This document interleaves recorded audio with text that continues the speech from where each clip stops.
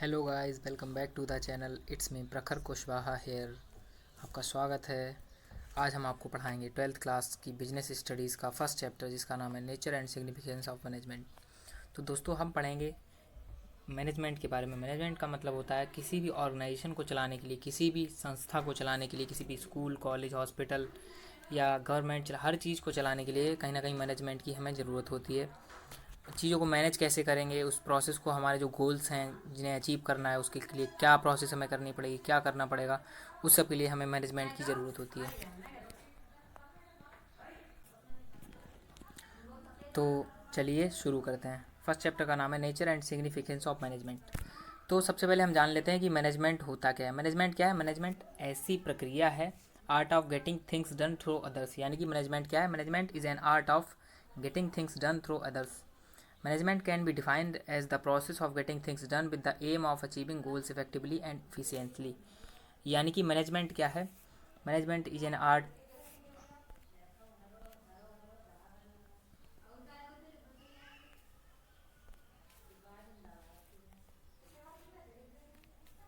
यानी कि दोस्तों मैनेजमेंट क्या है?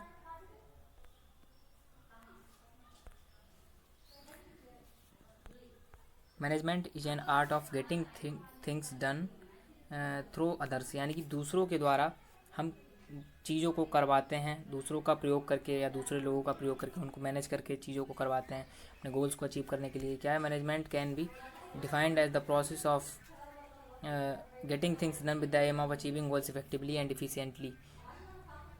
यानी कि मैनेजमेंट क्या है? चीज़ों को करना, गोल्स को इफेक्टिवली अचीव करना और इफिशियंटली अचीव करना। किसी भी गोल को हमारा पूरा करने के लिए हम चीज़ों को किस तरह से करेंगे, क्या रिसोर्सेज उसमें लगेंगे, क्या प्रक्रिया रहेगी, कौन कर्मचारी रहेगा, तो उस इस सब के लिए एक चीज़ हमें मैनेज करके चलना पड़ता है, पूरा सिस्टम बना के चलना पड़ता है। तो उसके लिए हम कहते हैं मैनेजमेंट। तो अब बात आती है इफ़िशेंसी एंड इफेक्टिवनेस की। इफ़िशेंसी और इफेक्टिवनेस जो है बहुत ही इंपॉर्टेंट पहलू है, ये बहुत ही इंपॉर्टेंट चीज़ है। 2 मार्क्स में या फिर 3 मार्क्स में डिफरेंस में पूछ लेता है एग्ज़ाम में, तो आप इसको ज़रूर पढ़ के जाइएगा।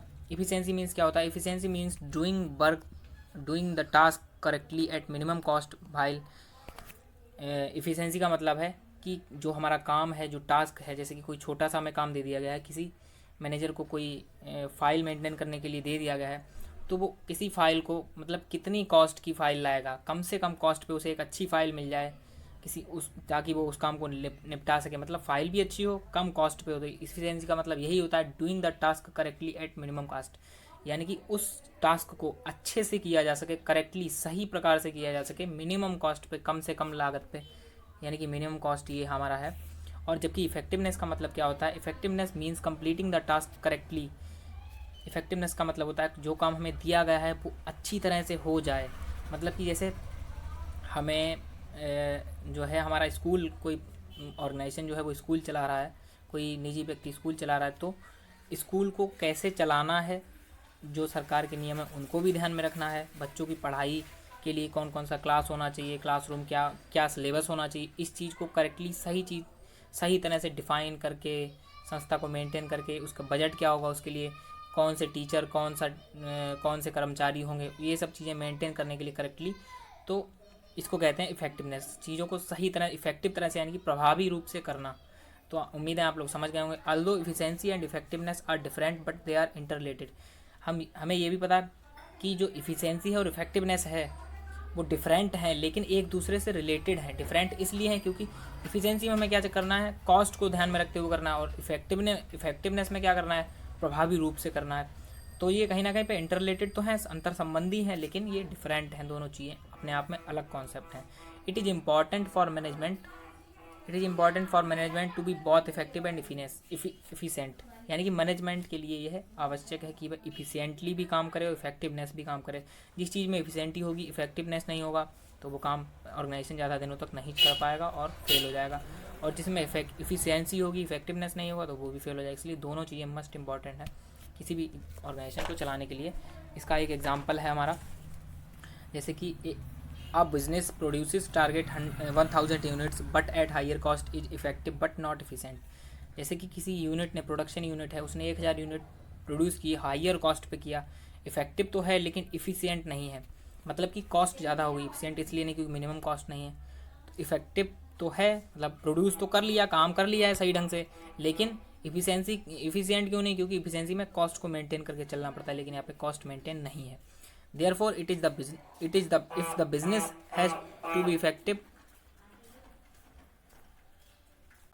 बाहर से थोड़ा साउंड आ रहा है तो मैनेज करके चलिएगा, ट्रैफिक है आसपास।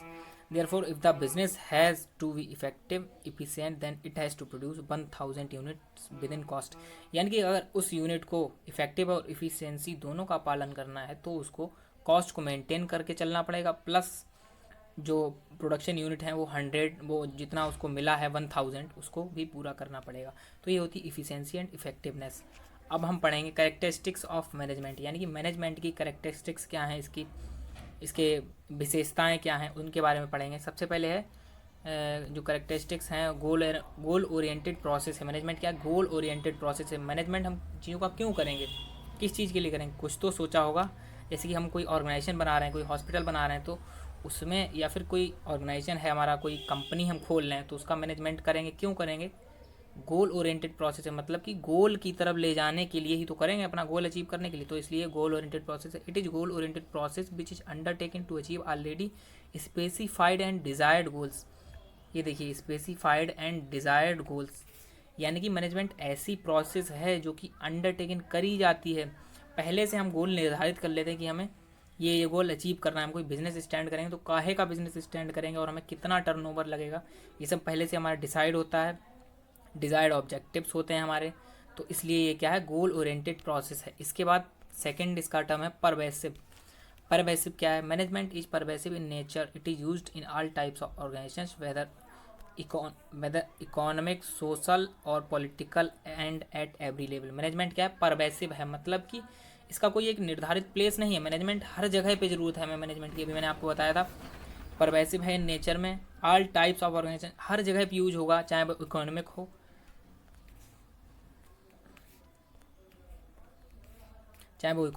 चाहे सोशल हो, पॉलिटिकल हो, एवरी लेवल, हर जगह पे, हर लेवल पे यूज होगा इसका। तो ये कोई मतलब एक चीज़ नहीं है कि मैनेजमेंट सिर्फ यहीं पे प्रयोग होगा या यहीं पे प्रयोग होगा, हर जगह में, हर ऑर्गेनाइजेशन में, हर काम को करने के लिए, इवन हम कोई छोटा सा भी काम करें उसमें भी मैनेजमेंट जो है ज़रूरी है। इसके बाद आती है मल्टी डायमेंशनल, मतलब कि कई सारी डायमेंशंस हैं इसकी। It is multi dimensional as it involves management of work, people and operations. Dimensions का मतलब होता है अलग अलग जो हैं इसकी धारणाएं क्या क्या हैं। तो ये मल्टी डायमेंशनल क्यों है? क्योंकि इसमें काम भी इन्वॉल्व है, लोग भी इन्वॉल्व हैं और ऑपरेशंस भी इन्वॉल्व हैं। ऑपरेशन का मतलब जब लोग काम को करते हैं तो हम ऑपरेशंस को जो है ऑपरेशंस को अंजाम देते हैं, तो लोगों की भी ज़रूरत है, काम की लोगों द्वारा किया जाने वाले काम की ज़रूरत है, तब हमारे ऑपरेशंस जाके सक्सेसफुल होंगे, तब ये पूरा मैनेजमेंट हमारा चलेगा अच्छे से। और क्या है? Management is a continuous process, ये लगातार चलने वाली प्रोसेस है। ऐसा नहीं कि कुछ समय के बाद हमारे गोल जो है अचीव हो गए तो हम इस प्रोसेस को ख़त्म कर देंगे। अगर हमारा एक गोल अचीव हुआ है तो हम दूसरा गोल सेट करते हैं और फिर ये प्रक्रिया लगातार चलती रहती है। It is continuous process and it's functions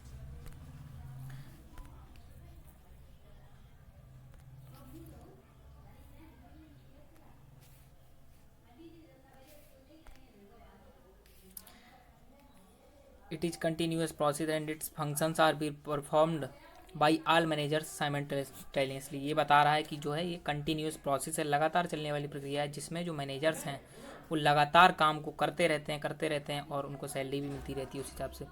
the process of management continue till an organization exist for attaining its objectives, यानी कि इसकी प्रोसेस, मैनेजमेंट की प्रोसेस जब तक चलती रहती है, जब तक ऑर्गेनाइजेशन जो है एग्जिस्ट करता है, जब तक ऑर्गेनाइजेशन ख़त्म नहीं हो जाता है, बंद नहीं हो जाता है, तब तक ये प्रोसेस चलती है। और क्या है? Management is a group activity, यानी कि कोई भी व्यक्ति अकेले किसी काम को नहीं कर सकता है। अगर कोई बड़ा काम है तो उसको किसी व्यक्ति द्वारा अकेले नहीं किया जा सकता है, हमेशा किसी न किसी की सलाह लेनी पड़ती है, तो किसी से काम करवाना पड़ता है, तो किसी को डायरेक्शन देना पड़ता है, कोई उसको जो है मशीन के द्वारा करता है, कोई मजदूरों की भी ज़रूरत होती है, कर्मचारियों की भी ज़रूरत होती है, जो ज़्यादा स्किल्ड वर्कर्स हैं उनको भी लगाया जाता है, हर चीज़ की ज़रूरत होती है। तो इसलिए ये एक ग्रुप एक्टिविटी है, सभी को मैनेज करके चलना पड़ता है। It is a group activity since it involves managing and coordinating activities different peoples as a team to attain the desired goals, यानी कि सभी लोग मिल करके ये क्या लिखा, different people as a team to attain the desired goal, यानी कि जो भी ऑर्गेनाइजेशन का डिज़ायर्ड गोल है उसको अटेन करने के लिए, उसको अचीव करने के लिए सभी लोग मिलकर काम करते हैं, कोऑर्डिनेशन बना के चलना पड़ता है आपस में। इसके बाद है डायनेमिक फंक्शंस। इसके डायनेमिक फंक्शंस हैं, it is dynamic function since it has to adapt to the, क्योंकि इसके डायनेमिक फंक्शन है, ये जो है इसके फंक्शंस जो हैं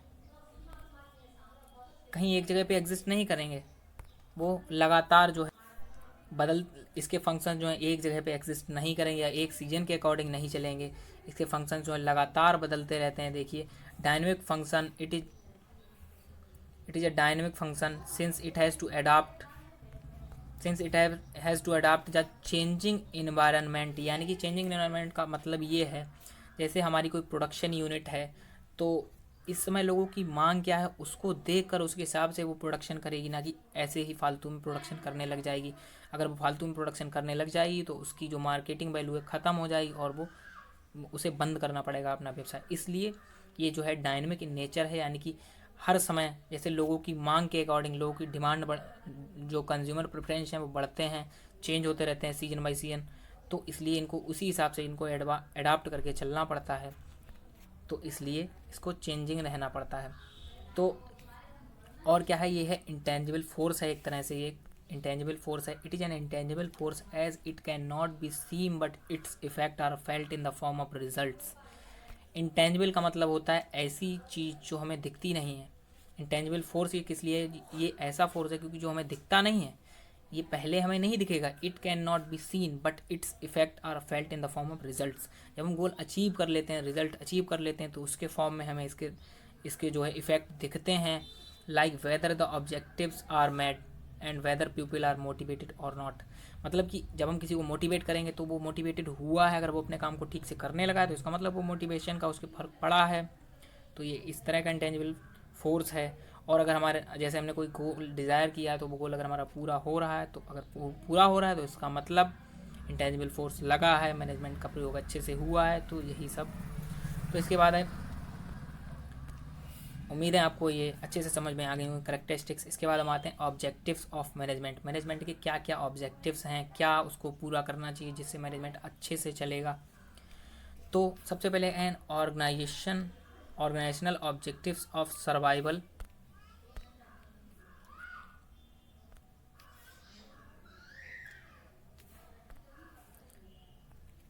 organizational objectives of survival earning enough revenue to cover cost. इसका मेन ऑब्जेक्टिव क्या है, ऑर्गेनाइजेशनल ऑब्जेक्टिव ये है कि कम से कम जो हमारा बिजनेस या बिजनेस का मैनेजमेंट जो है इतना तो कमा ही ले ताकि वह सर्वाइव कर सके। Earning enough revenue to cover cost, कम से कम कॉस्ट तो कवर कर ही सके, इतना तो कमा ही ले। पता लगा हमने 100 रुपये की लागत लगाई, 100 रुपये भी हमें पैदा नहीं हुए तो घाटे में जा रहे हैं, तो बंद हो जाएगा हमारा ऑर्गेनाइजेशन। इसलिए to cover cost and risk, जो भी रिस्क होगा उसको कवर कर सके और कॉस्ट को कवर कर सके, and growth to improve the future prospects. ये ऑब्जेक्टिव्स हैं।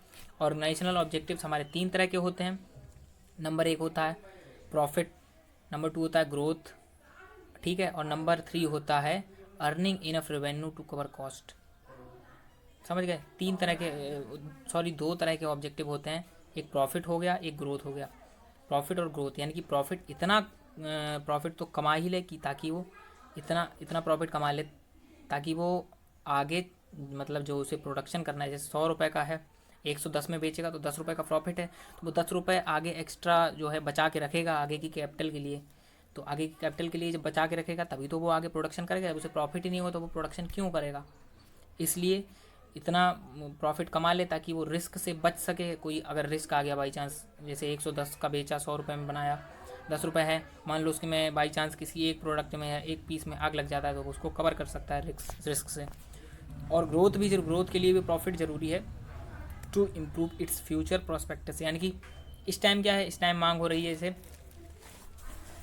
जैसे हमें सिंपल ब्रेड की मांग हो रही है कंज्यूमर के द्वारा, ठीक है, तो ये तो सिंपल ब्रेड है तो अभी सिंपल ब्रेड प्रोड्यूस कर रहा है। इसके बाद थोड़े दिनों में क्या आता है कि कंज्यूमर जो है ब्रेड टोस्ट की मांग करता है, तो उसे जो है प्रोस्पेक्टर फ्यूचर में उसी हिसाब से चेंज करना पड़ेगा अपनी ग्रोथ के लिए। तो अगर वो अपनी ग्रोथ चाहता है तो उसे ब्रेड टोस्ट बनाना पड़ेगा, नहीं तो कोई दूसरा ऑर्गेनाइजेशन बनाएगा और उससे कंपटीशन में वो ध्वस्त हो जाएगा, उसका ऑर्गेनाइजेशन जो है बंद हो जाएगा, इसलिए दूसरा कोई फ़ायदा उठा लेगा। तीसरा है इतना रेवेन्यू तो कमा ही ले टू कवर कॉस्ट, ताकि वो कॉस्ट कम से कम कवर कर सके। 3 प्रकार के हैं, to earn enough revenue, to cover cost and to make profit and to make earn for the growth. मतलब कि ग्रोथ कर सके, प्रॉफिट कमा सके और क्या कर सके, कवर कॉस्ट कवर कर सके। यानी कि 3 है, कॉस्ट, प्रॉफिट, ग्रोथ, 3 हमारे इंपॉर्टेंट है, ये ऑर्गेनाइजेशनल ऑब्जेक्टिव है। इसके बाद क्या है, सोशल ऑब्जेक्टिव्स हैं हमारे, सोशल ऑब्जेक्टिव्स ऑफ गेटिंग। तो देखिए, social objectives of giving benefits to society like using environment friendly practices and giving employment to disadvantage sections of society. यानी कि देखिए, कोई भी ऑर्गेनाइजेशन बिना समाज की किसी हेल्प के नहीं चल सकता है, क्योंकि पहली बात, ऑर्गेनाइजेशन को बनाने स्टार्ट करने के लिए उसे एक बिल्डिंग की ज़रूरत होगी। किसी फैक्ट्री को चलाने के लिए बिल्डिंग की ज़रूरत होगी। बिल्डिंग से पहले हमें लैंड की ज़रूरत होगी। लैंड कौन देगा, समाज की भूमि हम प्रयोग करेंगे। और क्या है, समाज के संसाधनों का उपयोग करेंगे, समाज के लोगों की हेल्प से हमारा ऑर्गेनाइजेशन चलेगा। कंज्यूमर भी समाज के ही लोग होंगे हमारे। तो इसलिए जो है सोशल ऑब्जेक्टिव भी बनता है ऑर्गेनाइजेशन कि वो लोगों को एम्प्लॉयमेंट दे, इको फ्रेंडली प्रोडक्शन करे, ताकि जो है पर्यावरण में कोई नुकसान ना पहुँचे और लोगों को एडवांटेज दे। और क्या कहते हैं, कुछ छूट भी दे प्रोडक्ट्स पे, disadvantage section, weaker section society का, उसको कुछ हेल्प भी करे। तो ये हो गया हमारा सोशल ऑब्जेक्टिव। इसके बाद बात आती है पर्सनल ऑब्जेक्टिव्स की। पर्सनल ऑब्जेक्टिव क्या होते हैं, personal objectives because diverse personal objectives of people working in organisation have to reconciled with organisation objectives. यानी कि जो ऑर्गेनाइजेशन में वर्क करने वाले जो लोग हैं, उनके पर्सनल ऑब्जेक्टिव्स भी पूरे होने चाहिए। जो आपने कर्मचारी रखे हैं, अगर उनके पर्सनल ऑब्जेक्टिव नहीं पूरे हो रहे, सिर्फ आप अपने ऑब्जेक्टिव पे फोकस कर रहे हो, तो वो क्यों करेगा आपके ऑर्गेनाइजेशन में वर्क। भाई, जब उसको फ़ायदा नहीं होना तो वो नहीं करेगा, छोड़ के भाग जाएगा और आपका ऑर्गेनाइजेशन जो है इससे बंद हो सकता है। इसलिए जो कर्मचारी है, उनके पर्सनल सेटिस्फैक्शन के लिए भी ऑर्गेनाइजेशन को ध्यान में रखना पड़ता है कि वो सेटिस्फाई हो रहे हैं। पर्सनल ऑब्जेक्टिव का मतलब है एम्प्लॉय जो हैं हमारे, उनको अच्छी सैलरी दें, अच्छे पैकेज दें, अच्छे फैसिलिटी दें, गिफ्ट दें उन्हें, और एक्स्ट्रा इनकम भी दें अगर वो कोई अच्छा काम कर रहे हैं, कोई इनोवेशन कर रहे हैं। सर्टिफिकेट ऑफ अप्रिसिएशन दें, उनको अप्रिशिएट करें, उनका उत्साहवर्धन करें, जिससे जो है अच्छे से ऑर्गेनाइजेशन चल सके। तो आज हम यहीं तक पढ़ाएंगे। हमने ऑब्जेक्टिव्स पढ़े, कैरेक्टरिस्टिक्स पढ़ी और nature and significance of management समझ लिया क्या होता है। नेक्स्ट पार्ट में मिलते हैं। अगर आपको हमारी वीडियो पसंद आई है, लाइक करिए, शेयर करिए, कमेंट करना ना भूलिए, बाकी बच्चों को शेयर करिए ताकि उनको भी हेल्प मिले। और ऐसे ही बने रहिए हमारे चैनल पे लेट्स वेकअप एंड लर्न में। Thank you.